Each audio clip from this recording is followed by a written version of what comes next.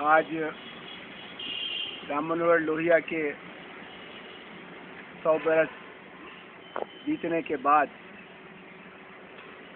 उत्तर प्रदेश के चुनाव में मतदाताओं ने लोहिया का नाम लेने वाली समाजवादी पार्टी के पक्ष में जो स्पष्ट जनादेश दिया है, उससे बहुत से लोगों में लोहिया की नीतियों, कार्यक्रमों और सपनों के बारे में नई जिज्ञासा होना स्वाभाविक है। राम मनोहर लोहिया भारतीय राष्ट्रीय आंदोलन के बड़े सपनों को अपनी राजनीति की मूल पूंजी मानते थे। इसीलिए जब आज़ादी की लड़ाई के पूरे होने के तुरंत बाद उनके अपने आंदोलन के बड़े नेताओं ने सत्ता प्रतिष्ठान में प्रवेश के लिए कुछ आत्मघाती समझौते किए, जिनमें भारत और पाकिस्तान का बंटवारा शामिल था, तब राम मनोहर लोहिया को अपनी मूल मातृ संस्था छोड़ने की प्रेरणा और विवशता दोनों महसूस हुई। आचार्य नरेंद्र देव, जयप्रकाश नारायण, अच्युत पटवर्धन जैसे तपे तपाए कर्मयोगियों के साथ राम मनोहर लोहिया ने जो समाजवादी भारत बनाने का सपना देखा, उसमें पहले ही आम चुनाव में जनता का रुझान बड़े व्यापक स्तर पर जवाहरलाल नेहरू जी, सरदार पटेल, मौलाना आज़ाद की कांग्रेस की तरफ हो जाने के कारण एक विषाद का भाव, एक आत्मविश्वास के अभाव का भाव पैदा हो गया था। फिर अंतर्कलह का दौर चला, बिखराव का सिलसिला आया, ढेर सारे समाजवादी अपने नायकों को छोड़कर सत्ता की नई मशीन कांग्रेस की तरफ मुड़ गए और कुछ ने राजनीति से विश्राम ही ले लिया। राम मनोहर लोहिया कई मानों में अनूठे समाजवादी साबित हुए, क्योंकि उन्होंने बजाय चुनाव के जन संघर्ष को अपनी राजनीति की जमीन बनाने का काम करने की कोशिश की।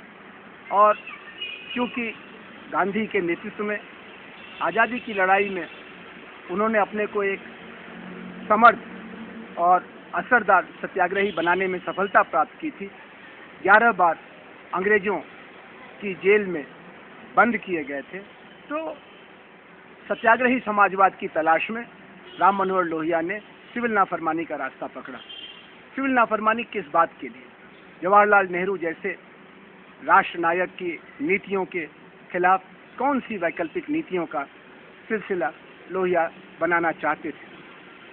राम मनोहर लोहिया के चिंतन में समाजवाद के प्रति किताबी आस्था नहीं थी।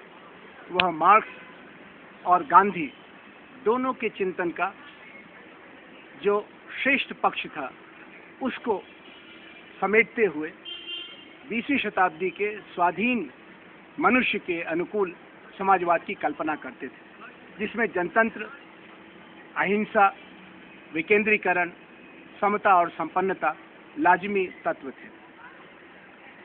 आखिर ऐसा समाज किन नीतियों से बनता? ये कहा जा सकता है कि राम मनोहर लोहिया के चिंतन में 6 नीतियों का समन्वय था, जिसे हम क्रमशः भाषा नीति, दाम नीति, जाति नीति, रक्षा नीति, पानी नीति और सत्ता नीति कह सकते हैं। राम मनोहर लोहिया की दृष्टि में यह बहुत जरूरी था कि स्वतंत्रता को पूरा करने के लिए हम राज्य सत्ता, व्यापार, प्रशासन और सुरक्षा का काम देशी भाषाओं में चलाएं। अंग्रेजी को वह ज्ञान विज्ञान के लिए उपयोगी मानते थे, लेकिन जिस तरह से अंग्रेजी का इस्तेमाल भारत का सुविधा प्राप्त वर्ग हथियार के तौर पर करता था और आम लोगों को सशक्त बनने से रोकने के लिए करता था, इसके खिलाफ उन्होंने अंग्रेजी की बजाय देशी भाषाओं को चलाने का आंदोलन उठाया और यह उनकी भाषा नीति का सारांश था। आज वैश्वीकरण के दौर में जब अंग्रेजी का बल और बड़ा हो गया है, अंग्रेजी के जानने वाले और बढ़ गए हैं और पूरे देश में निम्न वर्ग और मध्यम वर्ग दोनों में अंग्रेजी की वर्चस्वता के बारे में कोई बहस नहीं बची है, तब लोहिया की भाषा नीति को लेकर बहुत सारे लोग नए आलोचक और नए निंदक बन गए हैं। लोहिया भाषा को एक सांस्कृतिक पूंजी मानते थे, संस्कृति और अस्मिता की ढाल मानते थे, लेकिन इसके साथ ही वो जनतंत्र की बुनियाद में लोगों की हिस्सेदारी को जरूरी मानते थे और हिस्सेदारी के लिए संसद से लेकर न्यायालय तक एक विदेशी या सामंती भाषा ही माध्यम बने तो फिर वो जनतंत्र कैसा, वहाँ लोगों की हिस्सेदारी कैसी। लोहिया की जो दूसरी नीति समाज में आलोचना का शिकार बनी और बाद के दौर में प्रशंसा का आधार बनी, वह जाति नीति थी। राम मनोहर लोहिया की जाति नीति में पिछड़ों के विशेष अवसर का सूत्र निकला था। राम मनोहर लोहिया का मानना था कि योग्यता के आधार पर अवसर सारी दुनिया का चलन है, लेकिन भारत में 90% लोग स्त्रियों समेत अवसर के अभाव में पिछड़ते चले गए हैं। अब उनके हाथ में अवसर योग्यता के आधार पर कभी नहीं आने वाला है, क्योंकि वो निरक्षर है, निर्धन है, आत्मविश्वास विहीन है, कौशल भी उनका करीब करीब नष्ट हो चुका है। इसलिए अवसर दे के योग्यता पैदा करनी पड़ेगी और पिछड़ों को विशेष अवसर के सिद्धांत में उनके हिसाब से 40% अवसर योग्यता के आधार पर और 60% अवसर विशेष अभाव और वंचना को दूर करने के लिए दिया जाना चाहिए। आखिर ये अवसर किन को मिलना चाहिए? उनकी मान्यता थी सभी स्त्रियां पिछड़ी रखी गई हैं, इसलिए सभी स्त्रियों को पिछड़ा वर्ग में मानना होगा।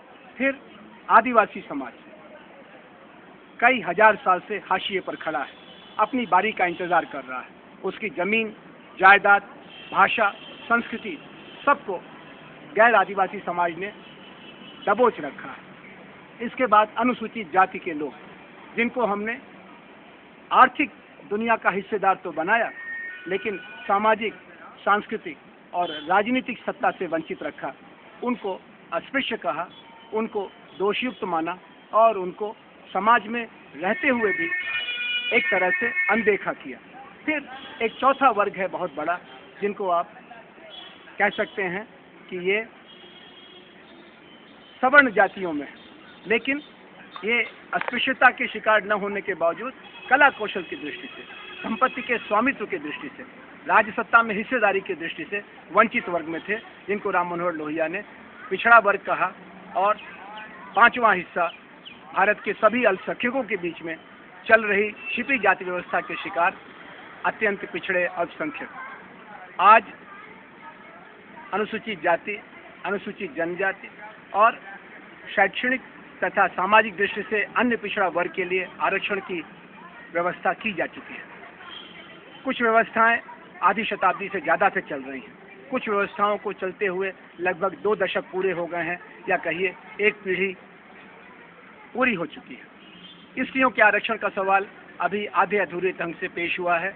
राजनीति में, ग्रामीण तंत्र में उनको आरक्षण है, लेकिन संसद और विधानसभा में उनकी मौजूदगी जितने वो हैं उसके 20% से भी कम है। लेकिन आज का जो सामाजिक, आर्थिक, राजनीतिक रूपांतरण चल रहा है, जिसे मोटे तौर पर हम जनतांत्रिकरण के नाम से जानते हैं, इसमें आरक्षण की नीति को लेकर आरक्षण के लाभार्थियों और आरक्षण के विरोधियों दोनों में नई दृष्टियां पनपी हैं, जिसमें लोहिया दृष्टि से आगे जाने का आग्रह है। आरक्षण में आरक्षण का आंदोलन आज की पिछड़े वर्गों की मुख्य धारा का स्वर बन गया है। क्या राम मनोहर लोहिया आरक्षण में आरक्षण के पक्ष में होते? क्या राम मनोहर लोहिया आरक्षण को संविधान में प्रदत्त व्यवस्था से आगे ले जाने के लिए कहते, या राम मनोहर लोहिया आरक्षण को अगले 5 से 15 बरस के अंदर समाप्त करने के लिए कहते? ये सवाल भारत की जाति व्यवस्था के सच को जानने वाले और न जानने वाले सबके मन में है। और आज लोहिया के वारिसों के लिए जरूरी है कि वह लोहिया की समाज नवनिर्माण की नीति, जिससे जाति टूटे और समाज जुटे, इसको सोचने का काम करना पड़ेगा। फिर लोहिया के चिंतन में उनके अर्थशास्त्री होने के नाते बहुत बड़ा पक्ष आर्थिक नवनिर्माण का था। बगैर लाभ की खेती से लगान खत्म करने से लेकर खेती और उद्योग की वस्तुओं के दाम में एक संतुलित अनुपात रखने से लेकर खर्च पर सीमा लगाकर पूंजी संचय और पूंजी निर्माण करने तक राम मनोहर लोहिया ने एक वैकल्पिक आर्थिक रणनीति देश के सामने प्रस्तुत की थी। आज किसान का बेटा किसान क्यों नहीं बनना चाहता? राम मनोहर लोहिया ने इस सवाल को आज से 60 साल पहले ही उत्तर दिया था। किसान का बेटा किसान इसलिए नहीं बनना चाहता क्योंकि किसान बनने में जो साधन की जरूरत है उसको उपलब्ध कराने में राज्य सत्ता उदासीन रही है। एक बार राम मनोहर लोहिया से 1967 के चुनावों के तुरंत बाद गैर कांग्रेसी सरकारों के दौर में एक बड़े समाज वैज्ञानिक ने पूछा था कि आपकी आज की सर्वोच्च प्राथमिकता क्या होगी, तो उन्होंने 1967 में कहा था पानी, सिंचाई का पानी और पीने का पानी। आज सारे देश में आधी शताब्दी बाद एक जल नीति की जरूरत महसूस की जा रही है और इसके बारे में वर्षा के जरिए आने वाले पानी को बचाने से लेकर नदियों को जोड़कर बाढ़ और सुखाड़ से देश को मुक्त कराने तक की कई तरह की व्यावहारिक और आसमानी योजनाओं की चर्चा हो रही है। लेकिन जल नीति आज की राजनीति के मुख्य मुद्दे के तौर पर गायब है।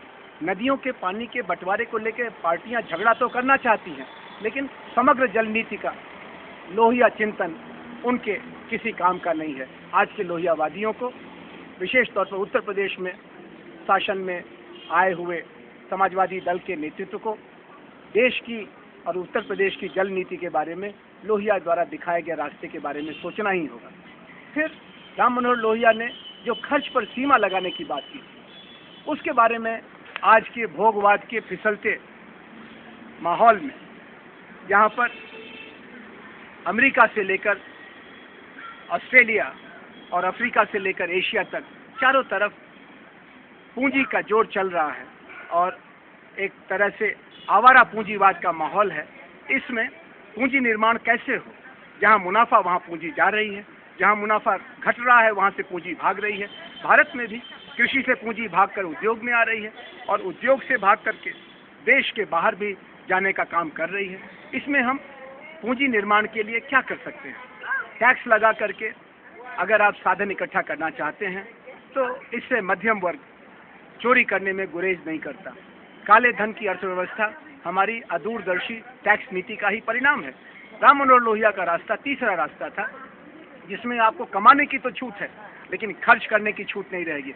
आप कमाएं लेकिन खर्च पर सीमा रखें और धन का इस्तेमाल धन को बनाने में करें, धन का इस्तेमाल संसाधनों के विस्तार में करें।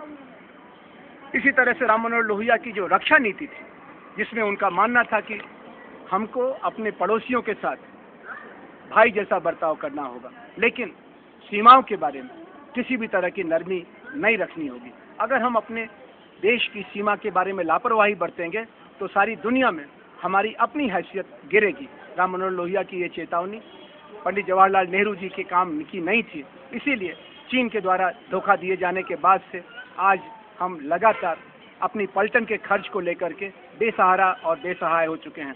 परमाणु बम तक बनाने की नौबत आ गई, लेकिन रक्षा का सवाल दिन दूना रात चौगुना उलझता जा रहा है। रक्षा नीति में राम मनोहर लोहिया ने हिमालय नीति और हिंद महासागर नीति जैसी संभावनाओं की तरफ इशारा किया था, जो बाद के लोहियावादियों ने और विकसित किया। लेकिन क्या हमारी कोई आज हिमालय नीति है? कश्मीर, लद्दाख से लेकर अरुणाचल तक हिमालय के बारे में हम टुकड़ा टुकड़ा सोचते हैं। कभी चीन से, कभी पाकिस्तान से और कभी नेपाल तक से हमारी उलझनें बढ़ जाती हैं। हिंद महासागर को लेकर के तो हमको कुछ पता ही नहीं। कभी कभी तमिल पार्टियों द्वारा श्रीलंका से कुछ छोटे बड़े मुद्दों को लेकर के बहस हो जाती है, लेकिन चीन के इरादे, इंडोनेशिया की नीति, ऑस्ट्रेलिया की रणनीति के आगे हम कोई महत्वपूर्ण विकल्प पेश नहीं कर पा रहे हैं। तो क्या ये समुद्र हमारे नहीं है? ये समुद्र हमारा साधन भी है, हमारा रक्षक भी है। आज भारत को अपनी रक्षा नीति के बारे में एक मौलिक परिवर्तन की जरूरत है। परमाणु बम बनाने के आगे अब हम कहां तक जा सकते हैं? अभी हाल में जिस तरह से हमने फ्रांस से बेतहाशा दामों पर कुछ फौजी सामान और हथियार खरीदे हैं, उससे सारी दुनिया में हमारा मखौल उड़ाया जा रहा है। लेकिन जब तक चीन हथियारों की होड़ बनाए रखेगा, हम कुछ ज़्यादा नहीं कर सकते। इसीलिए तिब्बत का सवाल राम मनोहर लोहिया की दृष्टि में भारत और चीन की मैत्री की गारंटी देने के लिए सुलझाना जरूरी था। और वैसे ही हिंद पाक महासंघ का सपना, जो अब हिंद पाक बांग्लादेश सहयोग का सपना कहा जा सकता है, राम मनोहर लोहिया के सपनों में सबसे ऊंचाई पर रखा गया था। फिर राम मनोहर लोहिया की दृष्टि में एक बड़ी नीति राजनीतिक नवनिर्माण की थी, जिसको उन्होंने चौखंबा राज्य और विश्व सरकार की कल्पना से जोड़ा था। भारत की राजनीति में अभी तक की बहस केंद्र और राज्य के संबंधों को लेकर के सिमटी हुई है। श्री राजीव गांधी के जमाने में सत्ता को प्रभावशाली बनाने के लिए और भ्रष्टाचार के बढ़ते रेगिस्तान को रोकने के लिए 73वां और 74वां संविधान संशोधन विधेयक लाया गया, लेकिन तब से लेकर आज तक चौखंबा राज्य बनाने के लिए जरूरी जिला सरकार की कल्पना के बारे में सभी मौन हैं। जब तक गांव के लोग गांव की जीवन के बारे में अपनी पहल पर निर्णय लेने की क्षमता नहीं रखेंगे और गांव का महासंघ कस्बों और नगरों को मिलाकर जिला सरकार के रूप में सक्रिय नहीं होगा, 120 करोड़ लोगों का देश दिल्ली, लखनऊ, जयपुर, चेन्नई और कलकत्ता के ताने बाने से चलाना अब कठिन हो गया है। इसी का दुष्परिणाम हमारी पुलिस व्यवस्था पर है, हमारी न्याय व्यवस्था पर है, हमारी कर व्यवस्था पर है और हमारी दल व्यवस्था पर है। राम मनोहर लोहिया का चौखंबा राज का सपना समानांतर तौर पर विश्व सरकार के सपने से भी जुड़ा है। आज भूमंडलीकरण के अवरोध के रूप में दुनिया के मुट्ठी भर संपन्न राष्ट्र हैं। ये दुनिया के संसाधनों की लूट मचाए हुए हैं। दुनिया के बारे में ये फैसला तो करते हैं, लेकिन दुनिया के लोगों की सुनवाई नहीं करते हैं। और पूरे दुनिया में इनकी फौजें कभी तेल को, कभी गैस को और कभी जनतंत्र को बहाना बना करके रौंदती चली जा रही हैं। लगता ऐसा है कि भारत भी इस दौड़ में जाने अनजाने अपने को शामिल करना चाहता है। चीन तो शामिल हो ही चुका है। ये क्षेत्रीय साम्राज्यों का निर्माण करके हम दुनिया में अमन और चैन स्थापित करेंगे, ऐसा सोच आत्मघाती है। कम से कम भारत, चीन, ब्राजील, दक्षिण अफ्रीका को रूस की पराजय से सबक लेना चाहिए। अगर हम आगे की दुनिया को शांति और विकास की दुनिया बनाना चाहते हैं तो विश्व सरकार के बारे में सोचना होगा, जिसमें बालिग मताधिकार के आधार पर चुनी गई गांव की सरकार, जिला की सरकार, प्रदेश की सरकार, देश की सरकार और दुनिया की सरकार की रचना करनी ही पड़ेगी। यूरोप के लोग राष्ट्रवाद के नशे में कोई 2 शताब्दियों तक एक दूसरे को मारते काटते रहे। आज यूरोप में राष्ट्रवाद की बजाय यूरोपवाद का बोलबाला है। यूरोपियन यूनियन बन चुकी है, यूरोपियन संसद बन चुकी है। क्या हम पिछले 500 बरस की तरह से यूरोप की ही तरफ से पहल का इंतजार करेंगे और तब उनके पिछलग्गू बन के विश्व सरकार और विश्व जनतंत्र की बात करेंगे? ऐसा करना हमारी भूल होगी और शायद ऐसा करना आज संभव भी नहीं, क्योंकि विश्व सरकार यूरोप के हित में नहीं है। यूरोप और अमेरिका के हित में उनका अपना गठबंधन है, जो बाकी दुनिया के देशों को अपने तरह से नियंत्रित करे और बांटो और राज करो के जरिए कभी इस्लाम का बहाना लेकर के, कभी तानाशाही की आड़ लेकर के और कभी कोई पर्यावरण का संकट बता करके दुनिया के देशों को अलग अलग तरीके से काबू में रखने का काम करते रहे हैं और शायद करते रहेंगे। एक आखिरी बात राम मनोहर लोहिया के चिंतन में राजनीतिक संस्कृति को लेकर के रही है।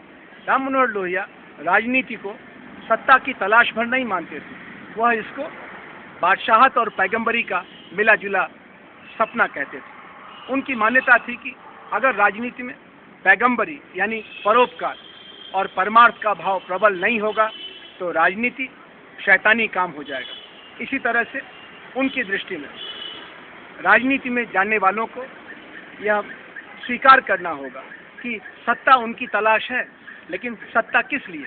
परिवार के लिए, अपने विलास के लिए या समाज के कल्याण के लिए?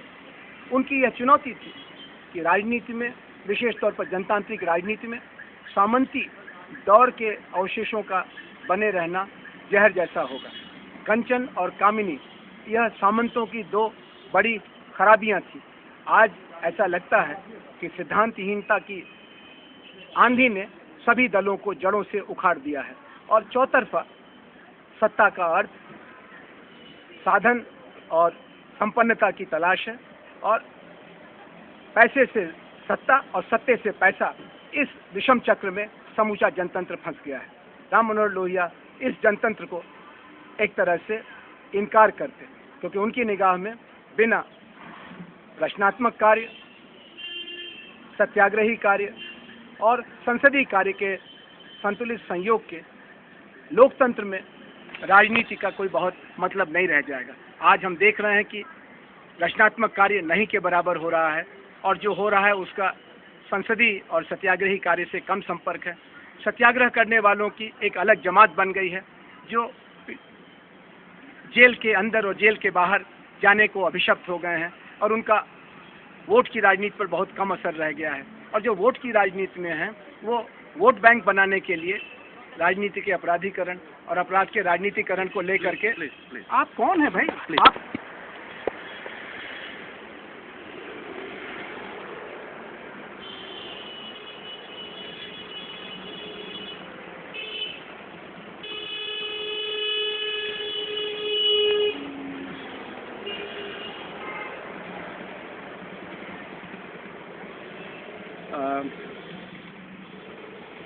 जाति, भाषा, दाम, रक्षा, राजनीतिक नवनिर्माण और सादगी का रास्ता पकड़ के समता और संपन्नता का समाज बनाना राम मनोहर लोहिया का सपना था। उनकी राजनीति के सारांश को हम लोग सप्त क्रांति के आवाहन के रूप में जानते हैं। यह रास्ता अत्यंत कठिन है, ऊबड़ खाबड़ है। इसमें एक पांव जेल में और एक पांव सत्ता में भी हो सकता है, लेकिन बिना रचनात्मक कार्य के जरिए सात्विकता पैदा किए न सत्याग्रह का असर होता है और न सत्ता का इकबाल बनता है। आज राम मनोहर लोहिया के अनुयायियों के एक हिस्से को उत्तर प्रदेश में हुए चुनाव में फिर से पूर्ण बहुमत के साथ 5 बरस के लिए नए उत्तर प्रदेश के जरिए एक रास्ता बनाने का मौका मिला है। आइए देखें कि लोहिया का कहा और किया आज इनके लिए कितना उपयोगी है। हम उम्मीद करते हैं कि लोहिया का त्याग, लोहिया का सोच और लोहिया का यश उन्हें यह आत्मविश्वास देगा कि दरिद्रता के दलदल में धंसे हुए विराट भारतीय समाज को मुट्ठी भर लोगों की चकाचौंध करने वाली संपन्नता के जरिए भुलाया न जाएगा और लोकतांत्रिक तरीके से हम गरीबी और गैर बराबरी के 2 पाटों में फंसे हुए 3/4 भारत को और उसी के जरिए शेष रंगीन दुनिया को एक आशा का भविष्य दे सकें।